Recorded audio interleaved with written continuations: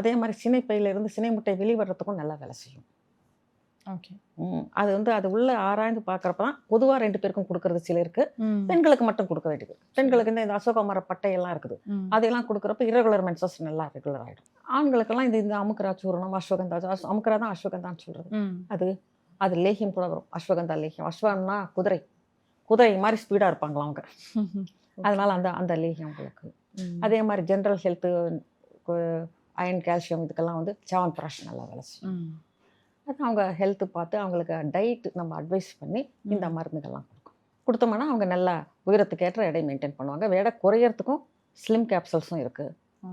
அது வந்து இந்த கொள்ளு, சுக்கு, மிளகு, திப்பிலி, கடுக்காய், தாண்டிக்காய், சீரகம் எல்லாமே 9 மருந்துகள் கலந்தது. அது வந்து வெறும் அப்படியே தேவையற்ற சைகளெல்லாம் குறைச்சி ஸ்லிம் ஆக்கிடும்.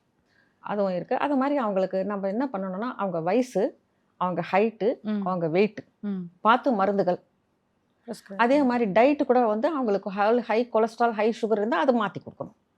கண்ணை மூடிக்கு இப்போ ஹை சுகர் இருக்கிறவங்களுக்கு தினம் கருணக்கிழங்கு சாப்பிட்டாங்கன்னா இன்னும் ஹை சுகர் ஆகிடும். அதே மாதிரி அந்த அஸ்வகந்தா லேகியம் சாப்பிட்டாங்கன்னா இன்னும் ஹை சுகர் ஆகிடும். ஸோ கண்ணை மூடிக்குன்னு நம்ம சொல்கிற மாதிரி சொல்லக்கூடாது. பிரச்சனைகள் இல்லாதவங்களுக்கு பார்த்து நம்ம ரெகுலராக கொஞ்சம் ஹெல்ப் பண்ணுறவங்களுக்கு தாராளமாக சொல்லலாம். அதே மாதிரி பொதுவாக அந்த இரவு நேரங்களில் வந்து இந்த பாதாம்ல இருந்து எல்லா நட்ஸையும் ஊற வச்சு அதிகாலையில் எழுந்தோடனே வாழைப்பழத்தோட அடிச்சு பொதுவாக குடிக்கிறாங்க. அதெல்லாம் வேலை இல்லாதவங்க செய்கிற வேலை. பாதாம் பருப்பு மென்று சாப்பிட்டா அது போய் வயிற்றுல ஊறிக்கும். அது போய் அது தோலை பிக்கக்கூடாது. அது தோல் இருந்தால் தான் கொலஸ்ட்ரால் சேராமல் இருக்கும். எந்த வேலையுமே இல்லாதவங்க செய்கிற வேலை இது. பாதாம் பருப்பு சாப்பிடுங்க சாயங்காலம், நைட் படுக்கிறப்ப வாழைப்பழம் சாப்பிடுங்க. ரெண்டும் போய் வயிற்றுல நீ இவ்வளோ நேரம் உட்காந்து செய்கிற வேலை அது வயிற்றுல போய் செஞ்சுக்க. இதெல்லாம் இப்படி செய்யணுன்ற அவசியம் இல்லை. கொலஸ்ட்ரால் வந்து குறையணும்னா பாதாம் பருப்பு தோலோடு தான் சாப்பிடணும். அதை ஊற வைக்க வேண்டியது. ஏன்னா நம்ம எலும்பெல்லாம் கடிச்சு சாப்பிட்றீங்கல்ல மென்று, அப்போ பாதாம் பருப்பு எவ்வளோ ஈஸியாக போய் ஜீரணமாகும். இது முறுக்கு, மைசூர் பாக்கு பேருக்கு மைசூர் பாக்கு கொடுப்பாங்க, அதையே கடிச்சு சாப்பிடணும். முறுக்கு கடிச்சு சாப்பிட்றோம்.